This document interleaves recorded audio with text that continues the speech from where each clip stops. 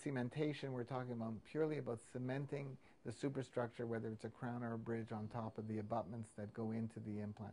So fundamentally, it's important to understand that anything that goes into the implant body must be screw retained. And in terms of cement retention, for a crown, you can use any cement. There is no magic recipe. You can use polycarboxylate, you can use the resin bonded cements.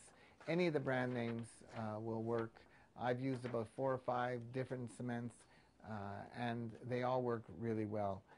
There is a cement that was specifically designed for retaining a porcelain fused to metal crown to a titanium abutment, and that's called Improv. That's a great cement. It's actually very strong, too strong for a temporary cement because you can't retrieve it.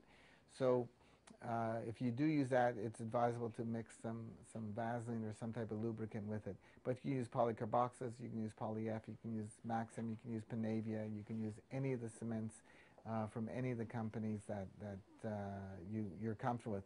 My preferred cement is Maxim by Kerr. I really like it. It works well, and it's very easy to clean up. The next question I'm going to ask is, do I recommend CT scans for all my cases? If so, which one would I definitely recommend to use and why? Well, we have a Panorex here. We have a digital panoramic X-ray machine in the office. That's a fundamental. You must have a Panorex.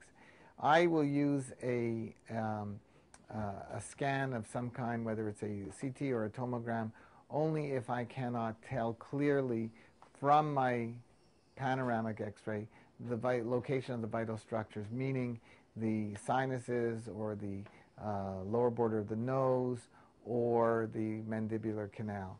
But if I can see the anatomic structures clearly, then I'm not going to subject the patient for a scan unless it's for a guided surgery. If it's a guided surgery, then we need scans, and there are specific type of CT scans that are used to correlate the three-dimensional appearance of the bone with the actual restoration. But that's a totally separate training program in itself.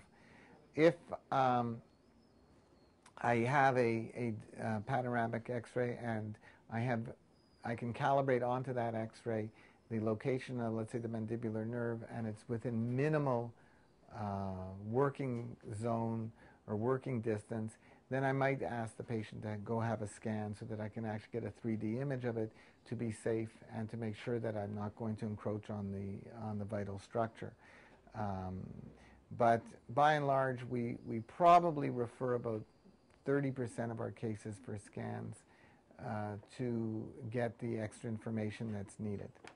The bottom line is that we want to provide our patients with safety and security in terms of the procedures that we're doing, and to make sure that at the end of the treatment that they're no worse off than they started in terms of having any type of infringement on vital structures. So if you're all in doubt, then definitely I would refer out for a scan. The last question is, when do we recommend immediate loading, and what type of bone grafting materials do we use? Attempt is really to always give patients immediate loading. And we plan all our cases for immediate loading, whether it's a single tooth replacement, multiple teeth, or even a full arch. We have done cases where patients will come in with a denture, removable denture, and they'll walk out the same day with a fixed set of teeth. Our goal is to provide patients with immediate functional improvement and to actually get them out of a deleterious removable restoration that will only potentially cause damage to what's going on underneath, and that's a growing implant or a bone graft or whatever. We will make the final determination for immediate loading only at the time of the surgery, because we have to be able to assess the bone, and we have various tools to do that. We will use our torque wrench to torque challenge the bone to get a numerical reading in Newton centimeters that will give us some sense of security, of stability of the implant, and how much force it would take for the bone, on the bone for the implant to move. And as well, we're using a new resonance frequency evaluating instrument called Osseotel, which will help us as well, give us a numerical ICQ number that gives us a baseline of stability of the implant at time of placement. Please remember that an implant at time of placement is mechanically stable. It should be mechanically stable, but it's only a mechanical placement of the implant in the bone. It's not histologically locked, and that will take 6 weeks or longer to get biological healing. Thanks for those questions, and hopefully you'll enjoy the presentation and find it informative. Thank you.